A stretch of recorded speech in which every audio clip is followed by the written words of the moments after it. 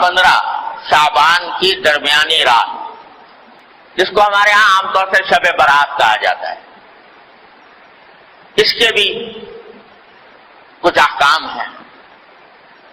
یہ ایک ایسی رات ہے جس کی فضیلت متعدد روایات سے ثابت ہے،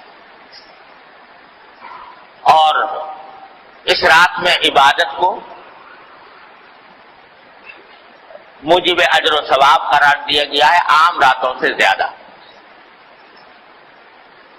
آج کل بعض حضرات یہ فرماتے ہیں کہ شب برات کی کوئی حقیقت نہیں ہے، یا اس کے بارے میں کوئی صحیح حدیث سے ثابت نہیں ہے۔ یہ بات درست نہیں۔ حقیقت میں شب برات کی فضیلت 17 صحابہ کرام رضی اللہ تعالی عنہما سے روایت ہے، 17 صحابہ کرام سے، تو انہوں نے نبی کریم صلی اللہ علیہ وسلم کی طرف سے یہ بیان فرمایا کہ اس رات میں عبادت کرنا فضیلت رکھتا ہے۔ ان میں سے بات روایتیں سند کے اعتبار سے کچھ کمزور بھی ہیں، لیکن مجموعہ ان تمام روایتوں کا 17 روایتوں کا یہ بے اثر اور بے بنیاد نہیں۔ اس لیے علماء محققین کا کہنا یہی ہے کہ شب برات یعنی 14 اور 15 کی درمیانی شب یہ خصوصی فضیلت رکھتی ہے، اور اس میں عبادت کا اہتمام کرنا، نمازوں وغیرہ کا، نفلی نمازوں کا، یہ مسلمانوں کو اس کا اہتمام کرنا چاہیے۔ اور اس میں بعض روایتوں سے معلوم ہوتا ہے کہ اللہ تبارک و تعالیٰ کا منادی اس رات میں آواز لگاتا ہے کہ الا هل من مستغفر فاغفر له، سنو کیا کوئی ہے جو اپنے گناہوں کی مغفرت مانگنے والا ہو اور میں اس کی مغفرت کروں۔ هل من مبتلا فاعافیہ، ہے کوئی مبتلا مصیبت، مشکلوں میں مبتلا جس کی مصیبت کو میں عافیت سے تبدیل کروں۔ یہ ساری رات اللہ تبارک و تعالیٰ کی طرف سے اعلان ہوتا رہتا ہے۔ لہذا اس رات میں جاگنا اور عبادت کرنا یہ عام راتوں سے زیادہ فضیلت کا سبب ہے۔ دعائیں کرنا بشرطے کہ وہ عبادت اسی طرح کی جائے جس طرح جناب نبی کریم سرور دو عالم صلی اللہ علیہ وسلم نے فرمائی، اس میں بھی اپنی طرف سے کوئی اضافہ نہ ہو۔ جیسا ابھی میں نے بتایا، مثالیں دی آپ کو کہ اپنی طرف سے اضافہ کوئی شریعت میں مقبول نہیں۔ کل محدثۃ بدعہ وکل بدعۃ ضلالہ، ہر نئی بات جو انسان دین میں پیدا کرے وہ بدعت ہے، اور ہر بدعت گمراہی۔ تو شیطان تو انسان کے پیچھے لگا ہوا ہی ہے، اسے دیکھا کہ یہ رات فضیلت والی آنے والی ہے، تو اس فضیلت والی رات میں مسلمان متوجہ ہوں گے، اللہ تعالیٰ کی طرف رجوع کریں گے، عبادتیں کریں گے، دعائیں مانگیں گے، تو میرا تو گھاٹا ہو گیا۔ لہذا اس نے ایسے ایسے طریقے ایجاد کروا دیے کہ لوگ جو ہے عبادت سے ہٹ کر ان طریقوں میں لگ جائیں، اور ان کی وجہ سے اس رات سے جو فائدہ اٹھایا جا سکتا تھا وہ نہ اٹھا سکتا۔ کیا کے طریقے گڑ لیے کہ بھائی نماز پڑھو یا نہ پڑھو، شب برات کا حلوہ ضرور پکاؤ۔ وہ نماز پڑھو یا نہ پڑھو، عبادت کرو یا نہ کرو، لیکن حلوہ پکانا ضروری فرض۔ اگر کوئی نہ پکائے تو قابل ملامت ہی لے بھائی، اس کے گھر تو شب برات کا حلوہ بھی نہیں پکتا، یہ بڑا وہابی ہے، یہ جو ہے ایسا کنجوس ہے، بخیل ہے کہ اس کے گھر میں حلوہ ہی نہیں پکتا۔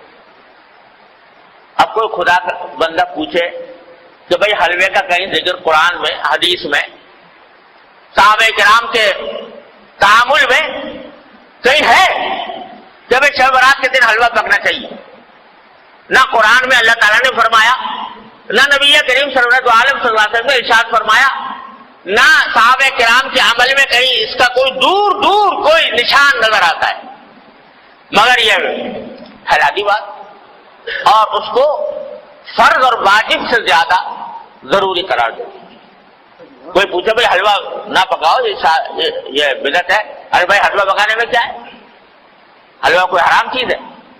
تو یہ جواب، ارے بھائی حلوہ حرام کوئی چیز نہیں، روز پکاؤ، لیکن شب برات کو خاص طور پر حلوے کے لیے مخصوص کر لینا اور اس کو فرض قرار دینا اور واجب قرار دینا، کوئی نہ پکائے تو ملامت کرنا، یہ اپنی طرف سے دین میں اضافہ ہے جو اللہ تعالیٰ کو گوارا نہیں. تو ایک تو یہ شگوفہ چھوڑ دیا شیطان نے. دوسرا اس سے زیادہ خراب کہ بھائی شب برات میں آتش بازی ہونی چاہیے، الیاذ باللہ العظیم. اس میں لاکھوں روپیہ آگ میں جلا دیا آتش بازی کرنے سے. آتش بازی ہو رہی ہے اور آپ جانتے ہو کہ اس آتش بازی نے جانے کتنے بے گناہوں کی جان لی ہے. بوری بازار کراچی کا آج بھی گواہ ہے اسی شب برات کی آتش بازی کی ہلاکتوں کا گواہ ہے کہ کس طرح پورا کا پورا بازار جو ہے وہ نظر آتش ہو گیا، جل کر بھسم ہو گیا. اب یہ بھی وہ بات ہے کہ نہ قرآن میں، نہ حدیث میں، نہ صحابہ کرام کے تعامل میں، نہ بزرگان دین کی وصیتوں میں کہیں بھی نہیں اپنی طرف سے شب برات کے ساتھ آتش بازی کا شگوفہ چھوڑ دیا. یہ شیطان. حلوہ پکانا تو چلو بھائی عام دنوں میں جائز تھا، حلال تھا. یہ آتش بازی جو ہے تو عام دنوں میں بھی اس طرح آتش بازی کرنا کہ جس میں پیسے کا ضیاع ہو، جس میں جانے ضائع ہونے کا اندیشہ ہو، یہ تو عام دنوں بھی حرام ہے. تو اس مبارک رات میں جس میں اللہ تعالیٰ گناہوں کی مغفرت مانگنے کو فرما رہے ہیں، جس میں دعائیں مانگنے کے لیے فرما رہے ہیں، اس میں یہ کام کرنا تو اتنی بڑی بری بات ہے کہ یہ چھوڑ دیں. تیسرا یہ کہ بھائی یہ راتیں جو ہوتی ہیں جس میں جاگنے کا حکم دیا گیا ہے عبادتوں کا، اس کا اصل طریقہ یہ ہے کہ آدمی براہ راست اپنے پروردگار کے ساتھ رابطہ اور رشتہ قائم کرے، تنہائی میں، خلوت میں اللہ تبارک و تعالیٰ کی بارگاہ میں حاضر ہو، وہ ہو اور اس کا اللہ ہو، اور وہ اس میں عبادت بھی کرے، سجدے بھی کرے، دعائیں بھی مانگے، تلاوت بھی کرے. جتنا آدمی خلوت میں، تنہائی میں اللہ تبارک و تعالیٰ کی عبادت کرے گا، اتنا ہی اللہ کے ساتھ مضبوط تعلق پیدا ہوگا، اتنا ہی اجر و ثواب ملے گا، اتنی دعائیں انشاءاللہ قبول ہوں گی. لیکن بعض اوقات یہ بھی ایک قصہ کھڑا ہو گیا کہ اس میں جلسوں کا سلسلہ شروع ہو گیا. جلسے ہو رہے، راتیں جو ہیں وہ جلسے کی انتظامات ہی میں صرف ہو رہی، کھانے پک رہے ہیں، دیگیں چڑھ رہی ہیں، دعوتیں ہو رہی ہیں. تو نتیجہ یہ کہ وہ اوقات جن کا لمحہ لمحہ قیمتی تھا وہ جلسوں کے انتظامات میں صرف ہو رہا ہے، دیگیں چڑھ رہی ہیں، کھانا پک رہا ہے اور لوگ دعوتیں کر رہے ہیں. ارے بھائی یہ اللہ نے رات عطا فرمائی ہے، یہ اس کا جتنا بھی حصہ موقع مل جائے، اچھا تو ہے کہ پوری رات پوری نہ ہو سکے، جتنا موقع مل جائے گوشہ تنہائی میں اپنے اللہ سے رابطہ قائم کرو، جیسا کہ نبی کریم صلی اللہ علیہ وسلم فرماتے. تو اس میں نمازیں، نفل نمازیں پڑھے، لمبی لمبی صورتیں اگر یاد ہے وہ پڑھے، دعائیں کریں، مناجات مقبول دعائیں، نبی کریم صلی اللہ علیہ وسلم کی دعائیں ہیں وہ کریں، اپنے ذات کی دعائیں کریں. آج پوری امت مسلمہ ایک عظیم آزمائش میں مبتلا ہے اور ہمارا ملک خاص طور پر گھرا ہوا ہے، تمام چاروں طرف سے خطرات اور فتنوں میں گھرا ہوا ہے. اس کے لیے دعا کریں اور اللہ تبارک و تعالیٰ سے مانگیں.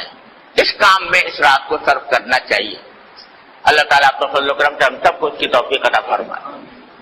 اور بھائی اس کے بعد اگلے دن جو ہے یعنی 15 شعبان، اس کے روزے کے بارے میں کوئی حدیث صحیح نہیں. یہ جو مشہور ہے کہ اس رات کا، اس دن کا روزہ رکھنا جو ہے وہ خاص طور پر اس دن کا روزہ، اس کے لیے جو حدیث آئی ہے وہ بہت کمزور، ضعیف ہے، قابل اعتبار نہیں. البتہ ابھی بات کر چکا ہوں کہ شعبان کے سارے ہی مہینے میں آپ روزے رکھا کرتے تھے، سارے مہینے کے اکثر ایام میں روزے رکھا کرتے تھے. لہذا وہ فضیلت جس طرح آج کے دن کو حاصل ہے، اسی طرح کل کے دن کو بھی حاصل ہے، پرسوں کو بھی حاصل ہے، ترسوں کو بھی حاصل ہے. اور دنوں میں نہیں رکھ سکے اس دن رکھ لو. لیکن خاص طور سے 15 شعبان کے روزے کی تو کچھ زیادہ فضیلت سمجھ کر روزہ رکھنا مناسب نہیں. لیکن سارے شعبان میں جب بھی موقع مل جائے رکھ دیا جائے. اس طرح اس شب برات کو، اس رات کو گزارنا چاہیے. اللہ تبارک و تعالیٰ سے دعائیں کرنی چاہیے. البتہ ایک بات اور سمجھ لیجئے، ایک روایت میں آتا ہے کہ اللہ تعالیٰ اس رات کے بارے میں بھی آتا ہے، شب قدر کے بارے میں بھی آتا ہے کہ اللہ تعالیٰ اس رات میں اتنے لوگوں کی مغفرت فرماتے ہیں جس میں قبیلہ کلب کی بکریوں کے بال. آپ نے یہ فرمایا، قبیلہ کلب بہت بڑا قبیلہ تھا، ان میں بکریاں بہت ہوتی، ہر بکری کے جسم پہ بال بہت ہوتے. تو سارے قبیلے کی بکریوں کے بال جتنے ہیں اتنے انسانوں کے لگا ہے مغفرت ہوتا، مگر فرمایا 2 آدمیوں کی مغفرت ہے. اللہ بچائے. ایک وہ جو کسی مسلمان سے کینہ رکھتا ہو کسی مسلمان سے. کینے کے معنی یہ کہ اس کی بدخواہی پر آمادہ ہو، بلا وجہ اس کو برا سمجھ کر اس کو تکلیف پہنچانے اور اس کو ذلیل کرنے کی فکر میں رہتا ہو. اللہ بچائے. ایک تو اس کے گناہ معاف نہیں ہوتے اس رات. اور ایک فرمایا وہ جو اپنے پاجامہ، شلوار، پتلون جو بھی پہنے ہوئے ہے اس کو ٹخنوں سے نیچے لٹکائے. اللہ بچائے. تو اس کے بارے میں بھی حدیث میں آتا ہے. لہذا اس کا اہتمام کرنا چاہیے، ہمیشہ ہی کرنا چاہیے کہ اللہ تعالیٰ کسی مسلمان کے خلاف دل میں کینہ رکھنے سے محفوظ رکھے. ارے بھائی، کوئی اگر کسی سے کوئی غلطی ہوئی ہے تو اس غلطی کو اس سے بتا دو، معاملہ صاف کر لو. کوئی شکایت ہوئی ہے، شکایت گلا کر کے معاملہ صاف کر لو. اور تمہیں شریعت نے یہ بھی حق دیا ہے کہ جس نے جتنی تکلیف پہنچائی ہے تم اتنی اس کو بھی پہنچا دو، بدلہ لے لو برابر سرابر کا. لیکن دل میں کینہ لے کے بیٹھ گئے اور اس کو ہر طرح ذلیل کرنے، خار کرنے، تکلیف پہنچانے، بدخواہی کرنے کی فکر میں لگ گئے. یہ چیز جو ہے وہ اتنی بڑی گناہ ہے، اتنا بڑا گناہ ہے کہ اس رات میں بھی معاف نہیں. اسی طرح یہ بھائی آج کل بہت ابتلا ہے اس میں ٹخنوں سے نیچے لٹکانے کا. اللہ تعالیٰ ہر مسلمان کی حفاظت فرمائے. یہ حدیث میں فرمایا کہ یہ اصل میں تکبر کی علامت ہے یہ. اور تکبر ایسی چیز ہے جو اللہ تبارک و تعالیٰ تکبر کو کسی قیمت پر برداشت نہیں فرماتا. فرمایا الکبریاء ردائی فمن نازعتہ قسمتہ او کما قال صلی اللہ علیہ وسلم. کہ بڑائی تو میری صفت ہے، میری چادر ہے. جو کوئی مجھ سے اس میں جگڑنا چاہے گا اس کی گردن توڑ دوں. تو تکبر بہت خراب ہے اور یہ تکبر کے علاوہ اس واسطے اس سے حضور نے منع بھی فرمایا اور اس جگہ پر خاص طور سے اس کا ذکر فرمایا. اس کا بھی بھائی ہر مسلمان، کیا اس میں فائدہ ہے کہ آدمی لٹکا لے، ٹخنوں کے لیے چلا جائے گا تو کیا فائدہ حاصل ہو جائے گا، کون سی دولت مل جائے گی، کون سی لذت حاصل ہو جائے گی. لیکن نبی کریم صلی اللہ علیہ وسلم کے حکم کی مخالفت ہوگی، اتنی بڑی وعید کا سامنا کرنا ہوگا. اللہ تبارک و تعالیٰ اپنے فضل و کرم سے، اپنی رحمت سے ہمیں اس رات سے صحیح فائدہ اٹھانے کی توفیق عطا فرمائے اور اس میں اللہ تعالیٰ کی رحمتیں اور برکتیں جمع کرنے کی توفیق عطا فرمائے اور اپنے غضب اور اپنی ناراضی کے اسباب سے ہماری حفاظت فرمائے. ہاں بھائی یہ بات بھی رہ گئی کہ شب برات میں قبرستان جانے کا مسئلہ.